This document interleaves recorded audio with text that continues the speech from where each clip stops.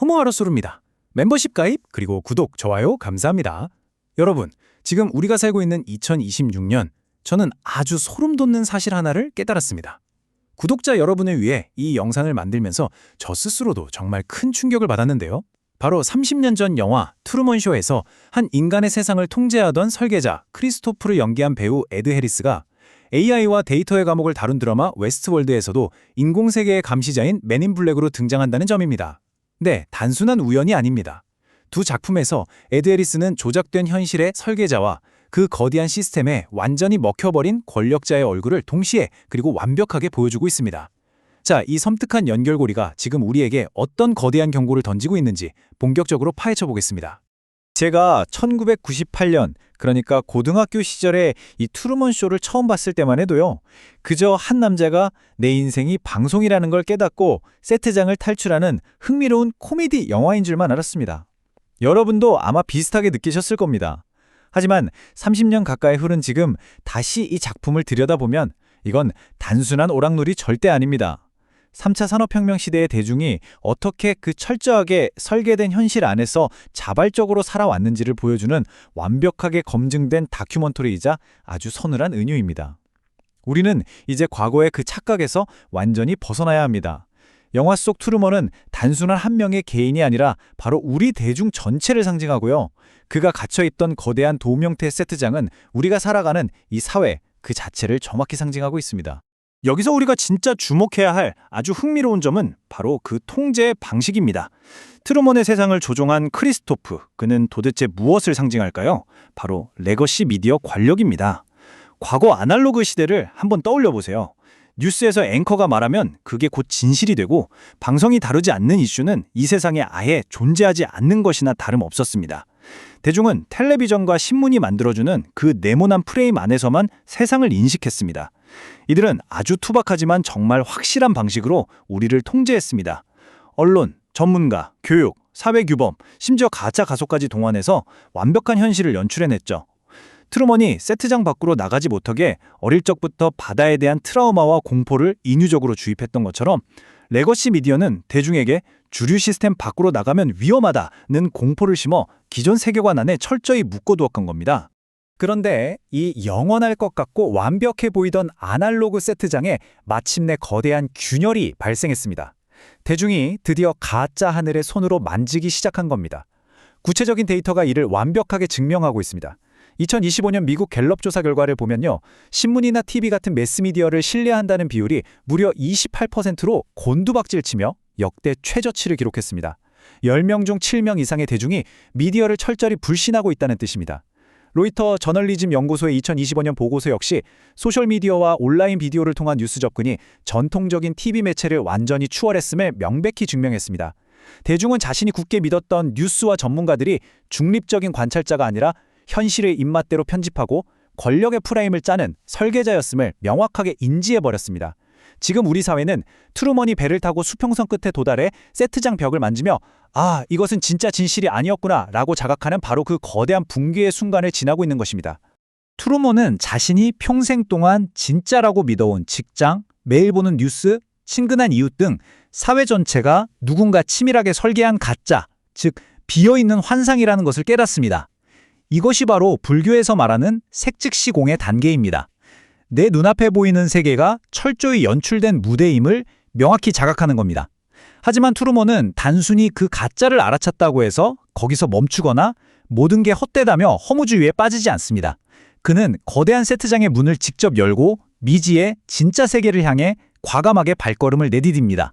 이것이 바로 공즉시색, 즉 불완전하고 두렵더라도 자신의 주체적인 결단으로 진짜 현실을 살아가겠다는 위대한 선택입니다. 그가 마지막으로 남긴 쾌활한 인사말은 더 이상 세트장 안에서 주입된 대본이 아닙니다.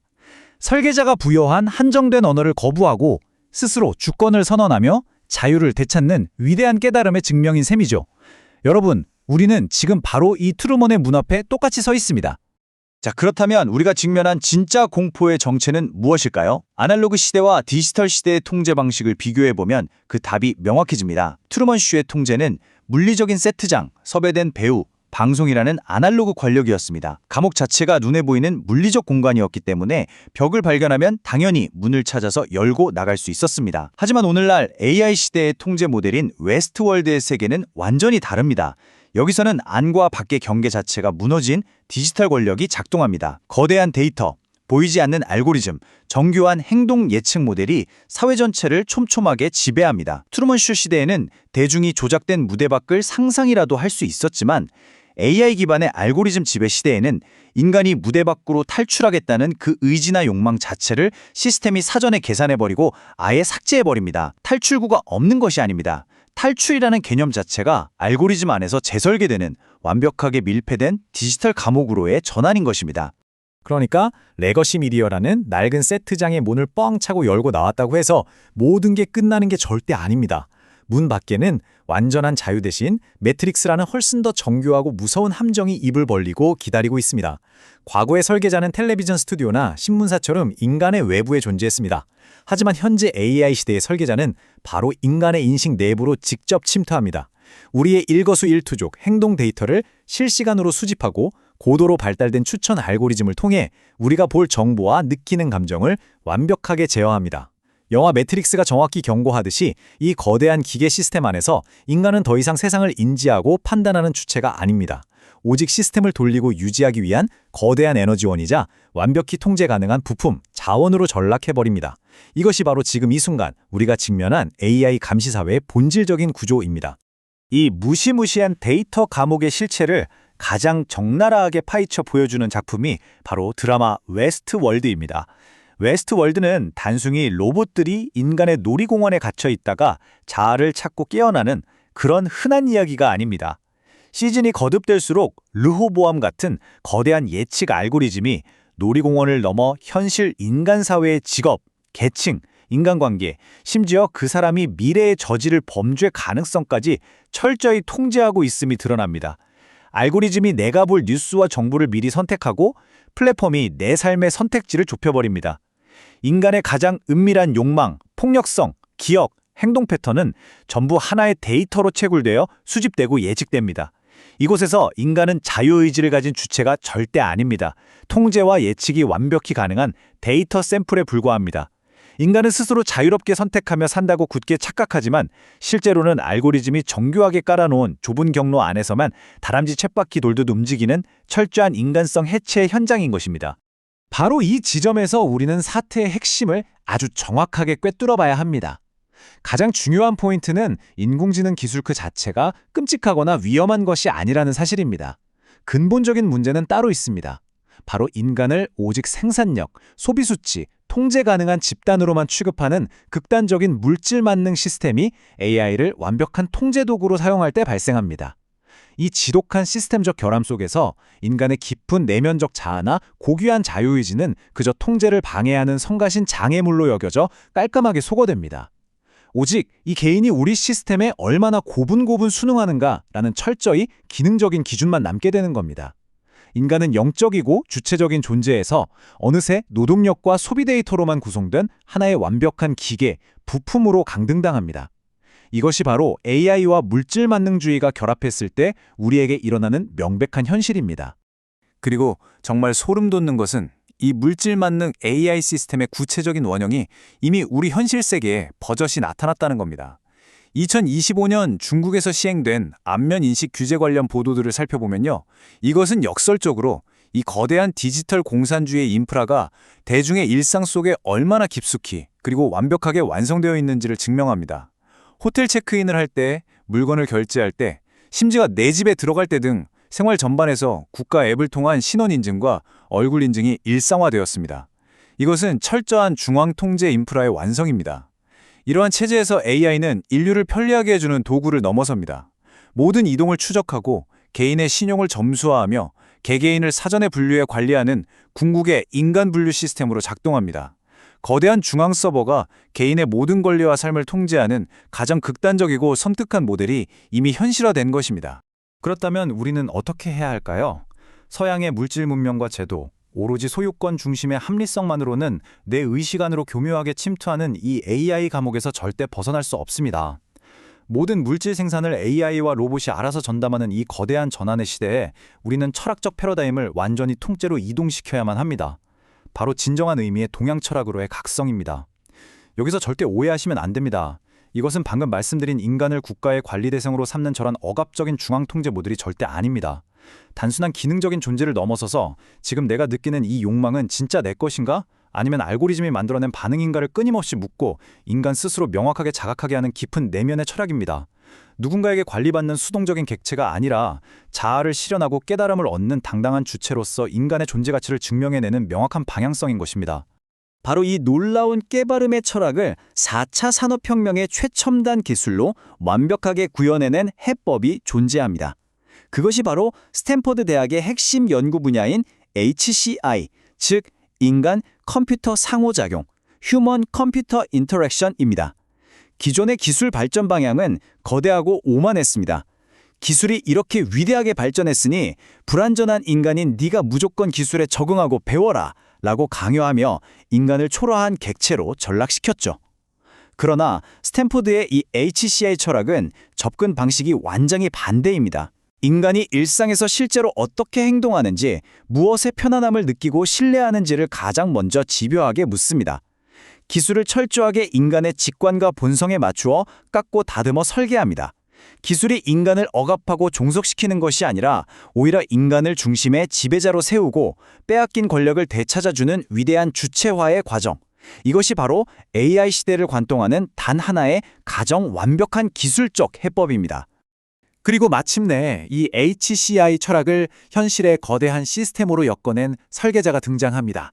바로 2018년 스탠포드 대학교에서 최초로 탈중앙화 앱 수업을 강연했던 스탠포드 박사 니콜라스 코칼리스입니다. 그의 철학적인 시스템 설계는 너무나도 명확합니다. 최첨단 분산 시스템 기술과 바로 그 HCI 철학을 결합하여 일부 천재 개발자나 탐욕스러운 투기 세력만이 독점하던 암호화폐의 막강한 권력을 일상의 평범한 대중들에게 온전히 돌려주는 것입니다. 기존의 암호화폐 시장이 그저 가격과 기술 중심의 차가운 투기판으로 변질되어 버렸다면 니콜라스 코칼리스는 철저하게 살아 숨쉬는 인간, 누구나 가진 모바일, 그리고 사람들 사이의 신뢰를 중심으로 한 완전히 새로운 생태계를 개척해냈습니다.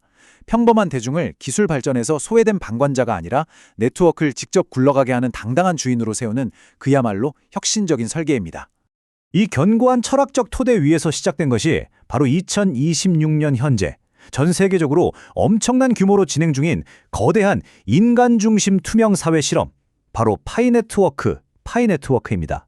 여러분, 이건 단순하게 스마트폰으로 코인이나 채굴하는 그런 가벼운 프로젝트가 아닙니다. 무려 1,800만 명 이상의 실제 인간이 철저한 신원 검증, 즉 KYC 절차를 통과하며 검증된 인간 네트워크라는 엄청난 인프라를 구축해냈습니다. 지금은 AI가 텍스트, 이미지, 심지어 내 목소리까지도 완벽하게 똑같이 모방해내는 무서운 시대잖아요? 이런 시대에 자신의 소중한 프라이버시를 거대 기업이나 외부에 노출하지 않으면서도 자신이 복제된 AI가 아닌 진짜 살아있는 인간임을 확실하게 증명해내는 거대한 증명 시스템인 겁니다. AI가 아무리 발전해도 절대 흉내낼 수 없는 인간 고유의 자율적 판단과 상호 피드백을 네트워크의 가장 강력한 핵심 자산으로 우뚝 세우는 인류 역사상 유례를 찾아볼 수 없는 투명한 사회 인프라입니다. 결국 지금 우리 앞에는 너무나도 확연히 다른 두 개의 상반된 미래가 놓여 있습니다. 한쪽 길은 인간을 철저히 통제하고 관리 대상으로 전락시키는 기계적인 디지털 공산주의, 즉 끔찍한 AI 매트릭스입니다. 여기서는 개인의 신원이 국가나 거대 기업의 중앙 서버에 완전히 종속되고 오로지 생산력 중심의 물질 맞는주의를 통해서 예측 가능하고 시스템에 고분고분 순응하는 집단을 완성하는 것이 최종 목적입니다. 반면 우리가 반드시 선택해야 할 다른 길은 바로 파이 네트워크가 명확히 제시하고 있는 HCI 투명사회입니다. 여기서는 개개인이 검증된 네트워크의 당당한 주체이자 주권자로 우뚝 섭니다. 개방형 블록체인 위에서 완벽하게 익명성을 보호받으며 스스로 인간임을 증명해내고 자아와 주체성을 존중하는 동양의 내면 철학을 바탕으로 개인의 자발적 참여 가치를 온전히 보상받는 세상, 정말 완벽하게 대비되는 두 개의 길이죠. 자, 오늘의 결론입니다. 트루먼은 30년 전 아날로그 레거시 미디어가 정교하게 만든 그 가짜 세트장의 벽을 두 손으로 직접 두드리고 스스로 문을 박차고 열어 젖혔습니다. 그리고 2026년 지금 우리는 철저하게 진화된 알고리즘과 AI가 빈틈없이 직조해낸 전혀 새로운 차원의 세트장 문 앞에 다시 섰습니다. 우리는 스스로에게 진지하게 질문해야 합니다. 그 문을 열고 나간 그곳에서 매트릭스의 건전지나 웨스트월드의 뻔히 예측 가능한 데이터 샘플로 전락하여 비참하게 살아갈 것입니까? 아니면 파이 네트워크가 지금 이 순간 전 세계에 증명해내고 있는 것처럼 투명한 블록체인 위에서 거대한 알고리즘에 굴복하지 않고 당당히 자신의 권리를 되찾은 온전한 인간 주체로 살아갈 것입니까? 이 거대한 선택은 다른 그 누구도 대신해 줄 수 없습니다. 오직 현실을 깨달은 자들의 몫입니다. 오늘의 이 해설이 여러분께 유익하셨다면 멤버십 가입과 구독, 좋아요를 꾹 눌러주시길 부탁드리며 여러분의 그 주체적이고 위대한 선택을 저 호모 아로스루가 진심으로 응원하겠습니다. 끝까지 시청해주셔서 감사합니다.